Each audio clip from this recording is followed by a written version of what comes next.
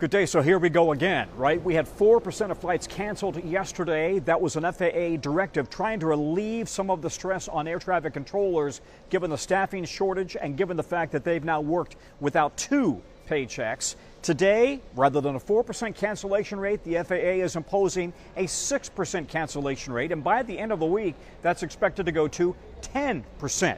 The question is, what's going to happen come a week from now, when we're right into the beginning of the Thanksgiving travel rush? The FAA is warning we could be down to a trickle of flights. Obviously, part of that also as we are watching to see whether the government shutdown is completely over and all of these controllers and TSA officers are back on the job by then. They've already missed 2 paychecks each. The most affected airports today, we've got already curtailed flights at 40 of the biggest airports, and right now that includes Chicago O'Hare, Atlanta, LaGuardia, Denver, Boston, DFW, Phoenix, San Francisco, Newark, Houston, Seattle, Charlotte. Those are in the top. In addition, 12 airports have now canceled general aviation or private aviation flights because of the shutdown and because of the impact with the staffing shortages nationwide. The Air Traffic Controllers Union making the point, we are still short some 3,800 controllers going into the shutdown. That was the state of things before the shutdown. So now with the shutdown, it's only gotten worse. The stress has only gotten worse with controllers, some controllers taking second jobs, getting out of the tower and then at night driving for Uber or DoorDash, simply trying to put food on the table. So this is very much crunch time for the nation's air traffic controllers, who are making sure that we all fly safely, and for the TSA officers making sure that our plane is safe as well. We'll watch it all throughout the day. I'm Tom Costello here at Reagan Airport. Back to you. Well, thank you very much, Tom, for that report. We now want to turn to some of the news we've been following early on this morning around eastern North Carolina, starting out with this Pamlico fire that happened earlier this morning. Our very own Stephen Glover was live on the scene. Now, the owner says that a wood stove fire caused their garage to go up in flames earlier this morning. Crews were putting out the blaze in the 5900 block of Kershaw Road near Arapahoe. That happened around 7 a.m. this morning. Now, the fire charred the 2-story detached garage located on the side of the home. The owner of the home tells WITN again that the wood stove inside the garage is what sparked the fire. I will continue to update this story as we learn more information.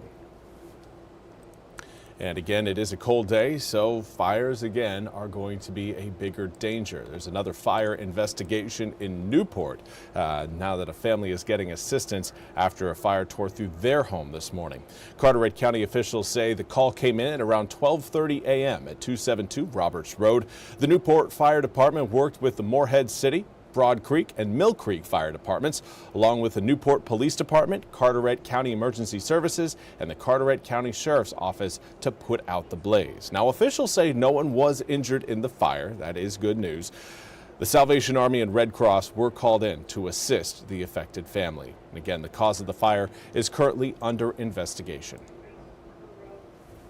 And now for your weather report. Everything is looking dry, sunny, and cold. Cold is what I'm sure most people are going, the word I think most people are going to use to describe today's chill. Here's what we've got outside right now in Greenville. 41 degrees, northwesterly wind at 13 miles an hour.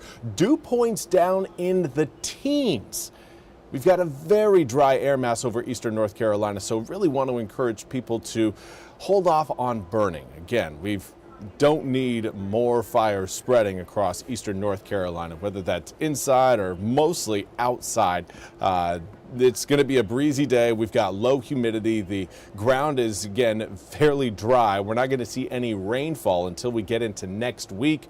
So burning things right now is just not a good idea. 41 degrees in New Bern along the Neuse River comes with a northwesterly wind at 20 miles an hour sustained. Winds, again, breezy throughout the area today. Of course, we had some snowfall earlier this morning. Here's a look at the snowfall totals that we have recorded in eastern North Carolina. Columbia The most reported at about ½ an inch. Jamesville in Martin County saw about 3/10 of an inch. Similar story in Fairfield and Hyde County. Scuppernong saw about 1/10 of an inch, as did Roper and Plymouth. Swan Quarter came in with trace amounts of snow on the ground. Now, earlier this morning, this is where temperatures were down near freezing. You gotta have that if you're gonna have any snowfall and actually stick to the grassy surfaces, which is what we saw. Right now, temperatures are more in the upper 30s to low 40s, but with the winds, it feels like we're back in the mid-30s. So kind of every which way. We started out cold, but the winds are only going to make it feel colder even as we heat up through the afternoon. Current winds blowing in at about 10 to 20 miles an hour sustained across eastern North Carolina. A little bit higher in down East Carteret County. 24-mile-an-hour sustained wind in Beaufort right now. Here's a look at what winds are going to do through the rest of the day. Staying strong, staying within that 10 to 20 mile per hour range until we get to around 5, 6, 7 o'clock at night. That's when those winds are going to start to relax a bit. Not going to go quiet though. We'll wake up to, again, more of a breeze early on tomorrow morning, but the breeze is going to be coming out of the west, southwest. That will help warm us up. So if you're hoping for a little bit more heat in your life, we will see those temperatures climb from today into tomorrow, and then even more so as we approach the upcoming weekend. For right now, those west-southwesterly winds are going to be staying with us until we get into Thursday morning. Today's Tuesday. Thursday morning. That's when we could start to see again a little bit more of a northwesterly breeze. So that will kind of cap air temperatures versus really push them down. But for this afternoon, don't plan on much heat around the east. Note that air temperatures in the mid to upper 40s will noticeably feel cooler because of the winds that are going to be present. Keep that in mind. You may walk out your door thinking, okay, I can handle the mid 40s.